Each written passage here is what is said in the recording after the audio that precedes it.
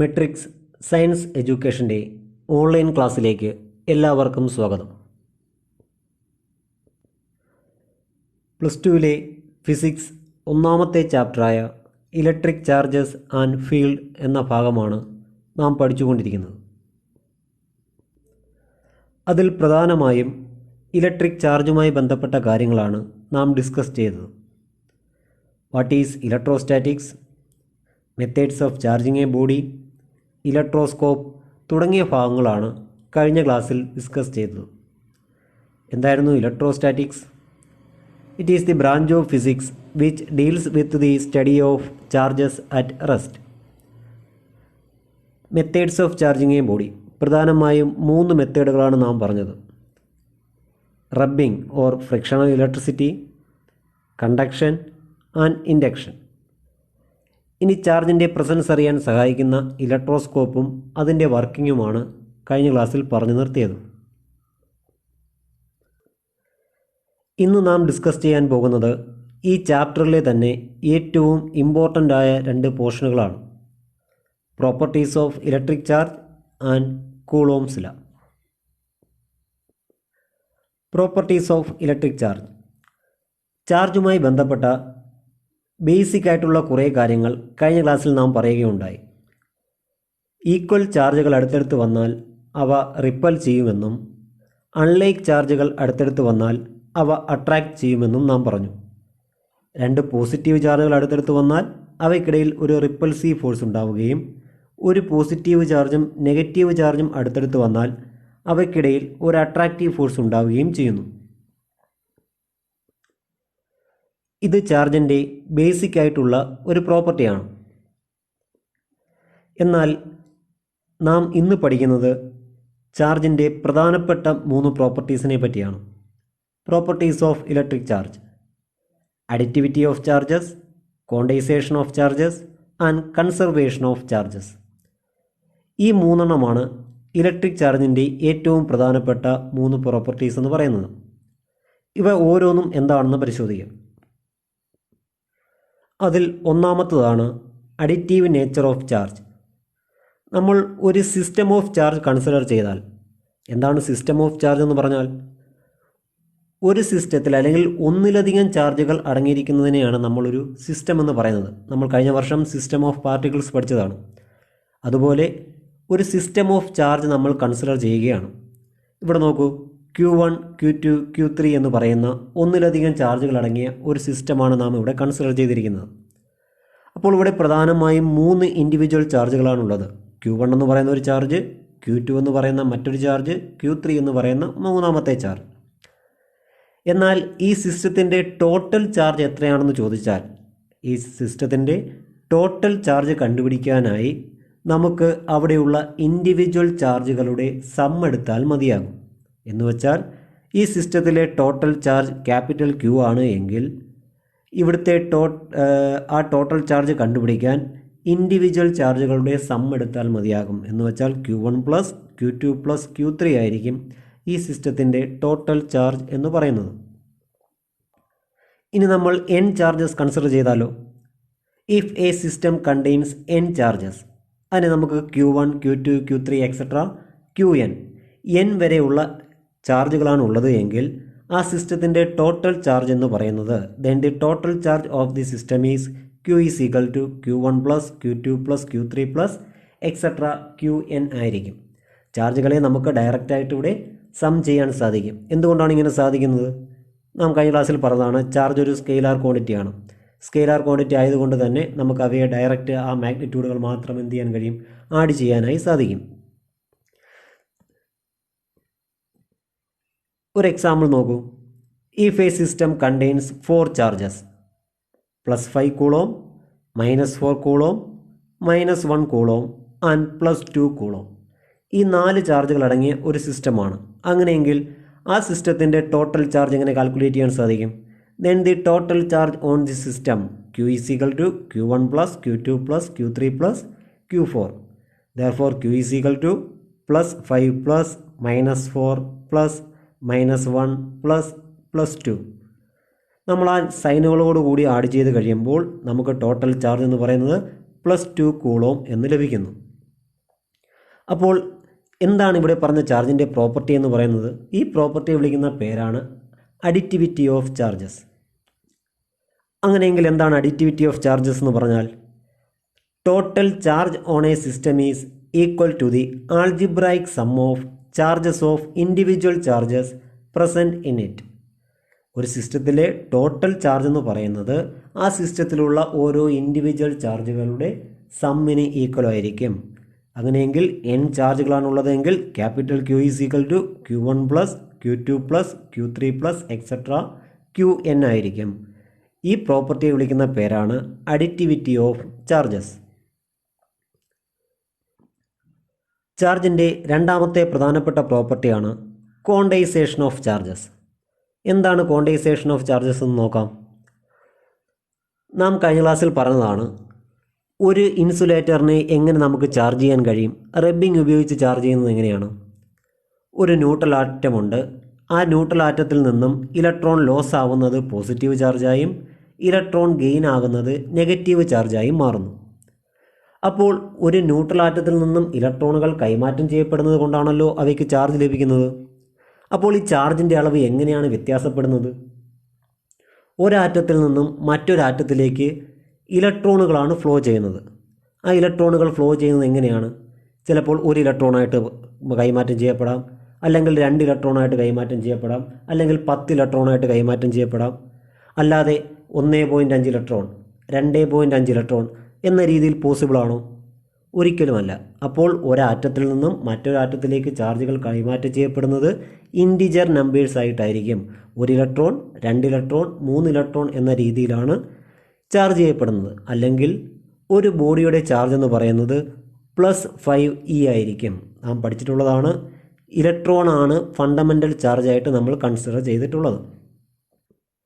അപ്പോൾ എന്താണ് quantisation of charges എന്ന് പറഞ്ഞാൽ? According to quantisation of electric charge in the universe, charge of any body is an integral multiple of fundamental charge e. എന്ന് പറഞ്ഞാൽ ഏതൊരു system consider ചെയ്താലും അവിടുത്തെ ആ സിസ്റ്റത്തിലെ ടോട്ടൽ ചാർജ് എന്ന് പറയുന്നത് ഇയുടെ ഇൻ്റഗ്രൽ മൾട്ടിപ്പിൾ ആയിരിക്കും. എന്ന് പറഞ്ഞാൽ capital Q is equal to n into e ആയിരിക്കും.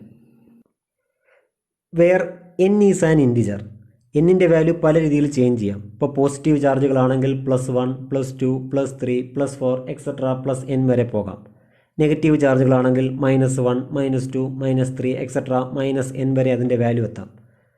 ഇവിടെ ഇയുടെ വാല്യൂ നമ്മൾ പറഞ്ഞിട്ടുള്ളതാണ്. Is equal to 1.6 into 10⁻⁻19 coulomb. എന്ന് പറഞ്ഞാൽ ക്വാണ്ടൈസേഷൻ ഓഫ് ചാർജസിനകത്ത് പറയുന്നത് ചാർജുകളുടെ പോസിബിലിറ്റി എന്ന് പറയുന്നത് charges like 1e, 2e, 3e etcetera ആയിരിക്കും. ഇനി നെഗറ്റീവ് ചാർജുകളാണെങ്കിൽ -1e, -2e, -3e എന്ന രീതിയിൽ മാത്രമേ ചാർജുകൾ കാണപ്പെടത്തുള്ളൂ. അല്ലാതെ ഒരിക്കലും 1.5e എന്ന് പറയുന്ന ഒരു ചാർജുള്ള സിസ്റ്റം ഒരിക്കലും പോസിബിൾ ആവില്ല. അല്ലെങ്കിൽ 5.5 എന്ന് പറയുന്ന ഒരു സിസ്റ്റം ഒരിക്കലും പോസിബിൾ ആവില്ല. എപ്പോഴും അതൊരു ഇൻറ്റിജർ മൾട്ടിപ്പിൾ ആയിരിക്കും, അല്ലെങ്കിൽ ഒരു ഇൻ്റഗ്രൽ മൾട്ടിപ്പിൾ ആയിട്ടായിരിക്കും കാണപ്പെടുന്നത്. അപ്പോൾ എന്താണ് ക്വാണ്ടൈസേഷൻ ഓഫ് ചാർജസ് പറയുന്നത്? According to quantisation of electric charge in the universe, charge of any body is an integral multiple of fundamental charge e. Therefore Q is equal to n into e എന്ന് എഴുതാൻ സാധിക്കും.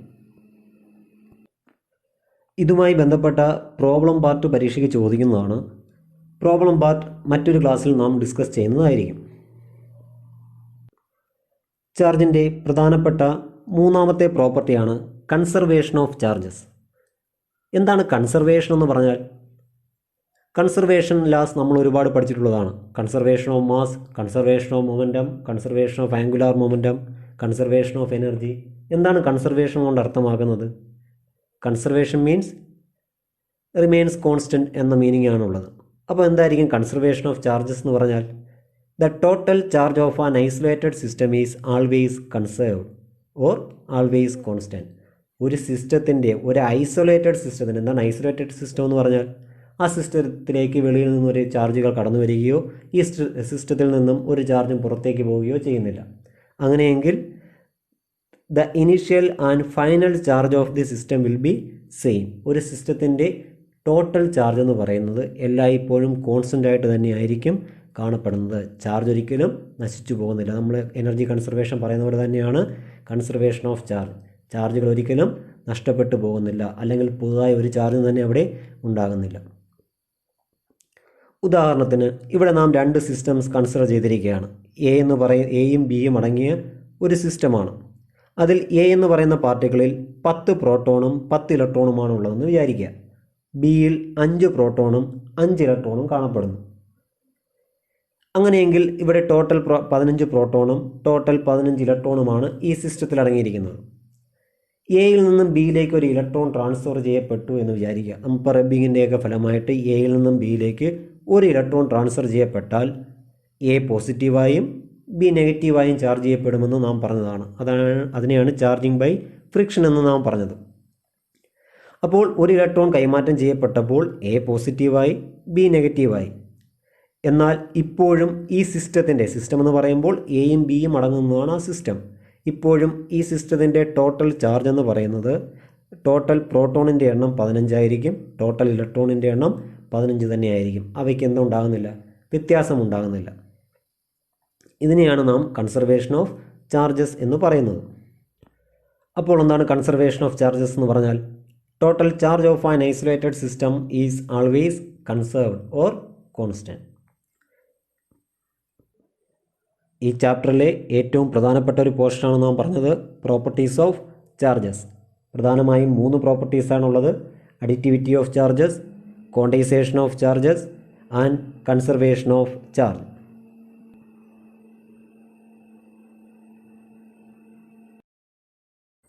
Coulombs law എന്താണെന്നും ആ coulombs ലോയുടെ mathematical റെപ്രസെൻറ്റേഷനും അതിനെ vector ഫോമിൽ എങ്ങനെ represent ചെയ്യാം എന്നുമാണ് ഇനി നാം പറയുവാൻ പോകുന്നത്. ഇവിടെ 2 ചാർജുകൾ നൽകിയിരിക്കുന്നു. ഒന്ന് Q1, മറ്റൊന്ന് Q2. ഈ 2 ചാർജുകൾ r ഡിസ്റ്റൻസ് അകലെ വെച്ചിരിക്കുകയാണ്.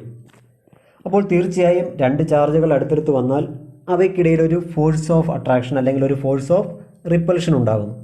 അപ്പോൾ ഈ 2 ചാർജുകൾ, ഈ ചാർജുകളെ നമ്മൾ പോയിൻ്റ് ചാർജുകളായിട്ടാണ് കൺസിഡർ ചെയ്യുന്നത്. എന്താണ് പോയിൻ്റ് ചാർജ് എന്ന് പറഞ്ഞാൽ?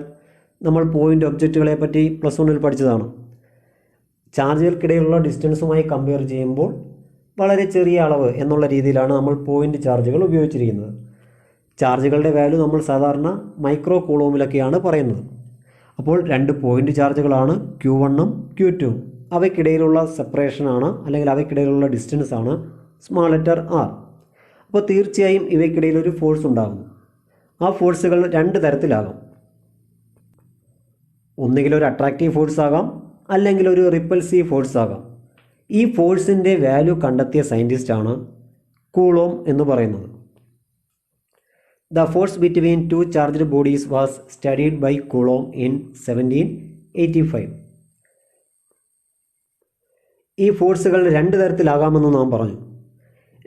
രണ്ടും ലൈക്ക് ചാർജുകളാണെങ്കിൽ, എന്താണ് ലൈക്ക് ചാർജുകൾ എന്ന് പറഞ്ഞാൽ? ഒന്നുകിൽ 2 പോസിറ്റീവ് ചാർജ് ആകാം, അല്ലെങ്കിൽ 2 നെഗറ്റീവ് ചാർജുകളാവാം.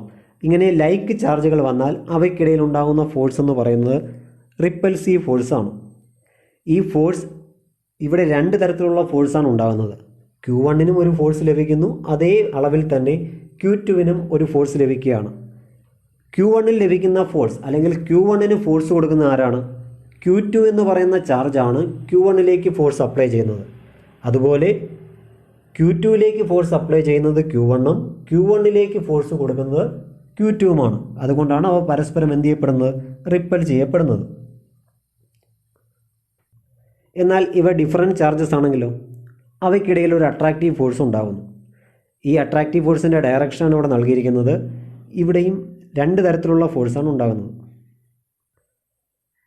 Q1നെ Q2 അട്രാക്റ്റ് ചെയ്യുന്നു, അതുപോലെ തന്നെ അതേ അളവിൽ തന്നെ Q2നെ Q1ഉം അട്രാക്റ്റ് ചെയ്യുകയാണ്. അപ്പോൾ ഈ തരത്തിലുള്ള അട്രാക്റ്റീവ് ഫോഴ്സാണ് ഇവിടെ ഉണ്ടാകുന്നത്.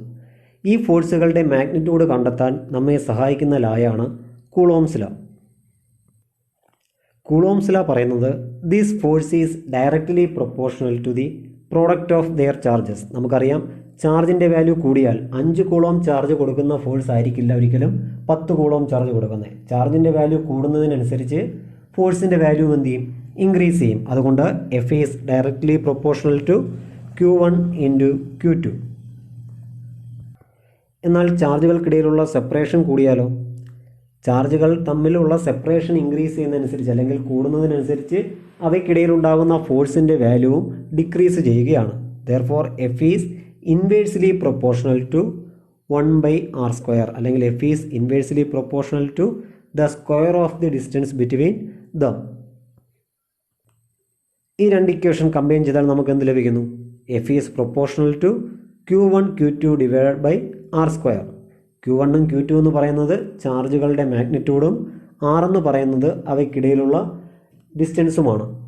ഇവിടെ ഡിവൈഡഡ് ബൈ r² വന്നതുകൊണ്ട് തന്നെ ഇതിനെ ഇൻവേഴ്സ് സ്ക്വയർ ലാ എന്നും പറയുന്നുണ്ട്.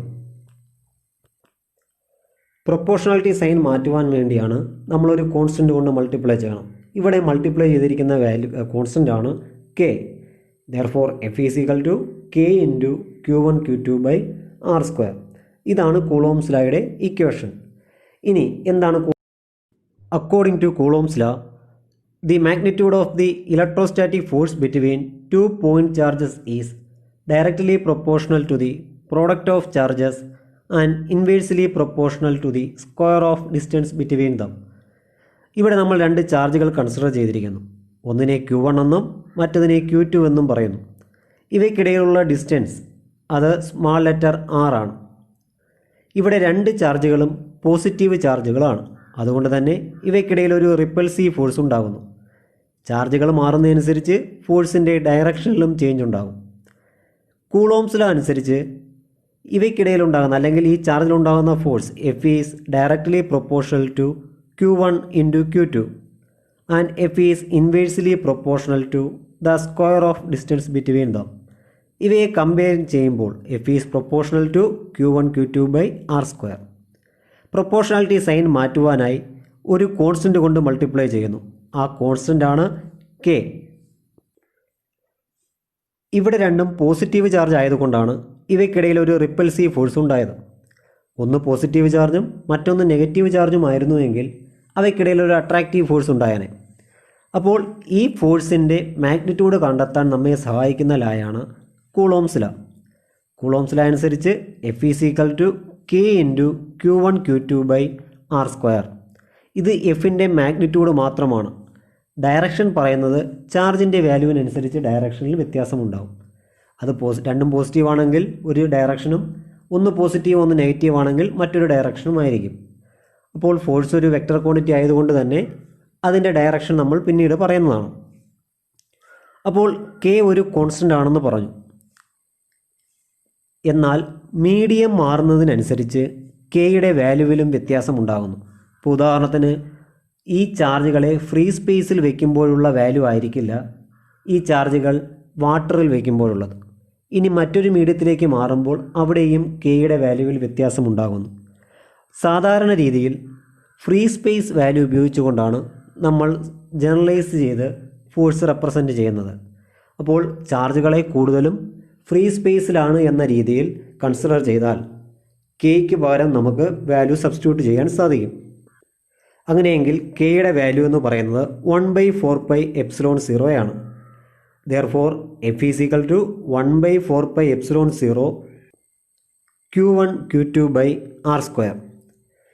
1/4πε0 എന്ന വാല്യൂ ചാർജുകൾ ഫ്രീ സ്പേസിൽ അല്ലെങ്കിൽ വാക്വത്തിലുള്ളപ്പോൾ മാത്രമാണ്. മീഡിയം മാറുന്നതനുസരിച്ച് ഈ വാല്യൂവിൽ വ്യത്യാസമുണ്ടാകും. ഇവിടെ ε0 എന്ന് പറയുന്നത് ε0 is the permittivity of vacuum or air അല്ലെങ്കിൽ ഫ്രീ സ്പേസ് എന്നും പറയാറുണ്ട്. വാക്വത്തിലോ എയറിലോ ചാർജുകൾ വയ്ക്കുമ്പോഴുള്ള വാല്യൂ ആണ് ε0 അല്ലെങ്കിൽ ആ സമയത്തെ പെർമിറ്റിവിറ്റിയാണ് ε0. അപ്പോൾ നമുക്ക് ഫോഴ്സിൻ്റെ ഇക്വേഷൻ കിട്ടി. F is equal to 1/4πε0 Q1 Q2 by r². ε0യുടെ വാല്യൂ എന്ന് പറയുന്നത് 8.85 into 10⁻⁻12 coulomb square N⁻⁻1 m⁻⁻2 ആണ്. ഈ വാല്യൂ നമുക്കിവിടെ സബ്സ്റ്റിറ്റ്യൂട്ട് ചെയ്യുമ്പോൾ k is equal to 1/4πε0. Therefore 1 divided by 4 into 3.14 into 8.85 into 10⁻⁻12 substitute ചെയ്ത് കാൽക്കുലേറ്റ് ചെയ്യുമ്പോൾ 9 into 10⁻⁹ newton metre square coulomb raise to -2 എന്ന് ലഭിക്കുന്നു. ഇത് ചാർജുകൾ ഫ്രീ സ്പേസിലായിരിക്കുമ്പോഴുള്ള കോൺസ്റ്റൻ്റായ കെയുടെ വാല്യൂ ആണ് 9 × 10⁹ newton metre square coulomb raise to -1. Medium മാറുന്നതിനനുസരിച്ച് കെയുടെ വാല്യൂവിൽ വ്യത്യാസമുണ്ടാകുന്നു. ഇനി ചാർജുകൾ മറ്റൊരു മീഡിയത്തിലാണ് ഇരിക്കുന്നതെങ്കിലോ? അങ്ങനെ ചാർജുകളെ മറ്റൊരു മീഡിയത്തിലേക്ക് വെക്കുമ്പോൾ അവിടെ ε0യുടെ വാല്യൂവിൽ വ്യത്യാസമുണ്ടാകുന്നു. ε0 എന്നാൽ ഫ്രീ സ്പേസിലെ പെർമിറ്റിവിറ്റിയാണ്. അത് മാറി ആയി മാറുന്നു, അല്ലെങ്കിൽ ഒരു മീഡിയത്തിൻ്റെ പെർമിറ്റിവിറ്റിയായി മാറുന്നു. അപ്പോൾ അതിനുവേണ്ടി നമ്മൾ ഉപയോഗിക്കുന്ന ഒരു ടേമാണ് റിലേറ്റീവ് പെർമിറ്റിവിറ്റി. റിലേറ്റീവ് എന്ന വാക്ക് നമ്മൾ എന്തിനു വേണ്ടിയാണ് ഉപയോഗിക്കുന്നത്? നമ്മൾ കേട്ടിട്ടുണ്ട്. റിലേറ്റീവ് ഡെൻസിറ്റിയൊക്കെ നമ്മൾ കേട്ടുള്ളതാണ്. എന്താണ് റിലേറ്റീവ് ഡെൻസിറ്റി എന്ന് പറഞ്ഞാൽ? നമ്മൾ വാട്ടറിൻ്റെ ഡെൻസിറ്റിയെ ബേസിക്കായി വെച്ചുകൊണ്ട് മറ്റ് മീഡിയങ്ങളുടെ ഡെൻസിറ്റികളെ കമ്പയർ ചെയ്യുകയാണ്. അതുപോലെ തന്നെ ഇവിടെ ഫ്രീ സ്പേസിൻ്റെ വാല്യൂ ബേസിക്കായി വെച്ചുകൊണ്ട് ആ വാല്യൂ ഉപയോഗിച്ചുകൊണ്ട് മറ്റു വാല്യൂകളെ കമ്പയർ ചെയ്യുന്ന ഒരു ടേമാണ് relative permittivity. Relative permittivity is the ratio of permittivity of medium to the permittivity of vacuum. ഒരു മീഡിയത്തിൻ്റെ പെർമിറ്റിവിറ്റിയെ വാക്വത്തിൻ്റെ പെർമിറ്റിവിറ്റി കൊണ്ട് ഡിവൈഡ് ചെയ്യുന്നതിനെ വിളിക്കുന്ന പേരാണ് റിലേറ്റീവ് പെർമിറ്റിവിറ്റി. റിലേറ്റീവ് പെർമിറ്റിവിറ്റിയെ ഡിനോട്ട് ചെയ്യുന്ന ലെറ്ററാണ് εr. മീഡിയത്തിൻ്റെ പെർമിറ്റിവിറ്റി εm, വാക്വത്തിൻ്റെ permittivity ε0. Therefore, εr is equal to εm divided by ε0. εmന് പകരം എപ്സിലോൺ എന്ന് മാത്രവും ഉപയോഗിക്കുന്നുണ്ട്. അങ്ങനെയെങ്കിൽ ഇതിൽ നിന്നും മീഡിയത്തിൻ്റെ പെർമിറ്റിവിറ്റിയെ നമുക്ക് എങ്ങനെ എഴുതാൻ സാധിക്കും? Permittivity of medium εm is equal to ε0 × εr എന്ന് ലഭിക്കുന്നു. അപ്പോൾ ചാർജുകളെ ഒരു മീഡിയത്തിൽ വയ്ക്കുമ്പോഴുള്ള കാര്യമാണ് നാം പറഞ്ഞത്. ചാർജുകൾ മറ്റൊരു മീഡിയത്തിലായിരിക്കുമ്പോൾ കെ എന്ന് പറയുന്ന കോൺസ്റ്റൻറ്റിൻ്റെ വാല്യൂവിൽ വ്യത്യാസമുണ്ടാകുന്നു. അവിടെ ഫ്രീ സ്പേസിലായിരിക്കുമ്പോഴുള്ള വാല്യൂ 1/4πε0യും ഒരു മീഡിയത്തിലായിരിക്കുമ്പോൾ ഉള്ള വാല്യൂ 1/4πε മാറുകയും ചെയ്യുന്നു. അങ്ങനെയെങ്കിൽ ε0 ഫ്രീ സ്പേസിനും എപ്സിലോൺ എന്ന് പറയുന്നത് അല്ലെങ്കിൽ εm എന്ന് പറയുന്നത് ഒരു മീഡിയത്തിൻ്റെ പെർമിറ്റിവിറ്റിയുമാണ്. ഈ വാല്യൂ നമുക്ക് അവിടേക്ക് സബ്സ്റ്റിറ്റ്യൂട്ട് ചെയ്താൽ അപ്പോൾ എന്ത് മാറ്റമുണ്ടാകും? അപ്പോൾ നമ്മുടെ ഇക്വേഷനിലെ ε0യ്ക്ക് പകരം ε0 × εr എന്നായി ഫോഴ്സിൻ്റെ വാല്യൂവിൽ മാറുന്നു. Therefore, force F is equal to 1/4πε0 × εr q1 q2 r². ഇത് മീഡിയത്തിൽ ആയിരിക്കുമ്പോഴുള്ള ഫോഴ്സിൻ്റെ വാല്യൂ ആണ്. The direction of this force is along the line joining of the two charges. ഈ രണ്ട് ചാർജുകൾക്കിടയിൽ ഉണ്ടാകുന്ന ഫോഴ്സിൻ്റെ ഡയറക്ഷൻ എപ്പോഴും ആ ചാർജുകളെ തമ്മിൽ ബന്ധിപ്പിക്കുന്ന ലൈനിലായിരിക്കും, അല്ലെങ്കിൽ അതിന് ലീനിയർ ആയിരിക്കും. അപ്പോൾ ഫോഴ്സിൻ്റെ ഡയറക്ഷൻ അത് അട്രാക്റ്റീവ് ഫോഴ്സ് ആണെങ്കിലും റിപ്പൽസീവ് ഫോഴ്സ് ആണെങ്കിലും ആ രണ്ട് ചാർജുകളെ തമ്മിൽ ജോയിൻ ചെയ്യുന്ന ലൈനിലായിരിക്കും ആ ഫോഴ്സ് ആക്ട് ചെയ്യപ്പെടുന്നത്. ഇത് അത്രയുമാണ് കൂളോംസ് ലായുമായി ബന്ധപ്പെട്ട് പറയുവാനുള്ളത്. അപ്പോൾ ഒന്നുകൂടി നോക്കാം, എന്താണ് കൂളോംസ് ലായിൽ പറയുന്നത്? The magnitude of the electrostatic force between two point charges is directly proportional to the product of their charges and inversely proportional to the square of the distance between them. അപ്പോൾ ഈ law അനുസരിച്ച് നമുക്ക് ലഭിച്ച ഫോഴ്സിൻ്റെ ഇക്വേഷനാണ് F is equal to K × q1 q2 r². ഇവിടെ K എന്ന് പറയുന്നത് ഒരു കോൺസ്റ്റൻ്റ് ആണ്. ചാർജുകൾ ഫ്രീ സ്പേസിലായിരിക്കുമ്പോൾ കെയുടെ വാല്യൂ 1/4πε0യും ചാർജുകൾ ഒരു മീഡിയത്തിലായിരിക്കുമ്പോൾ കെയുടെ വാല്യൂ 1/4πε ആയിരിക്കും, അല്ലെങ്കിൽ εm ആയിരിക്കും. ഇനി ε0 എന്ന് പറഞ്ഞാൽ എന്താണ്? ε0 is the permittivity of vacuum or air, അല്ലെങ്കിൽ നമ്മൾ അതിനെ ഫ്രീ സ്പേസ് എന്നും പറയാറുണ്ട്. അതിൻ്റെ വാല്യൂ 8.85 × 10⁻12 ആണ്. ഈ വാല്യൂ സബ്സ്റ്റിറ്റ്യൂട്ട് ചെയ്യുമ്പോൾ കെയുടെ വാല്യൂ ഫ്രീ സ്പേസിലെ കെയുടെ വാല്യൂ നമുക്ക് ലഭിക്കുന്നു 9 × 10⁻9 newton metre square coulomb raise to -2. കൂടുതലും പ്രോബ്ലം ചെയ്യുവാൻ വേണ്ടി ഫ്രീ സ്പേസിലെ വാല്യൂ ആണ് നമുക്ക് ആവശ്യമായി വരുന്നത്. കൂടുതലും ഫ്രീ സ്പേസിൽ ഉപയോഗിച്ചുകൊണ്ടാണ് നമ്മൾ പ്രോബ്ലംസ് എല്ലാം ചോദിക്കാറുള്ളത്. അതുകൊണ്ട് തന്നെ ഈ വാല്യൂ നമുക്ക് സബ്സ്റ്റിറ്റ്യൂട്ട് ചെയ്യാവുന്നതാണ്. 1/4πε0യ്ക്ക് പകരം 9 × 10⁹ എന്ന വാല്യൂ സബ്സ്റ്റിറ്റ്യൂട്ട് ചെയ്യാൻ കഴിയും. ഇനി ഒരു മീഡിയത്തിലേക്ക് ചാർജുകളെ മാറ്റുമ്പോഴാണ് നമുക്ക് അഡീഷണൽ ഒരു ടേം കൂടെ വന്നത്, റിലേറ്റീവ് പെർമിറ്റിവിറ്റി. ഈ റിലേറ്റീവ് പെർമിറ്റിവിറ്റി എന്ന് പറയുന്ന ടേമിനെ ഡൈ ഇലക്ട്രിക് കോൺസ്റ്റൻ്റ് എന്നും പറയാറുണ്ട്. അപ്പോൾ റിലേറ്റീവ് പെർമിറ്റിവിറ്റി എന്നാൽ permittivity of medium to the permittivity of vacuum. അപ്പോൾ എപ്സിലോൺ ആർ കൊണ്ടാണ് ഡിനോട്ട് ചെയ്യുന്നത്. Epsilon R is equal to epsilon M divided by epsilon 0. അതിൽ നിന്നും മീഡിയത്തിൻ്റെ പെർമിറ്റിവിറ്റിയെ നമുക്ക് എങ്ങനെ എഴുതാം? Epsilon M is equal to epsilon 0 into epsilon R എന്ന് ലഭിക്കുന്നു. അപ്പോൾ മീഡിയത്തിലായിരിക്കുമ്പോൾ ഫോഴ്സിൻ്റെ ഇക്വേഷനിൽ വരുന്ന മാറ്റം 1/4πε0യ്ക്ക് പകരം എപ്സിലോൺ 0യുടെ സ്ഥാനത്ത് എപ്സിലോൺ 0 ഇൻറ്റു എപ്സിലോൺ ആർ എന്ന് പറയുന്ന ഒരു അഡീഷണൽ ടേം കൂടി അവിടെ വരികയാണ്.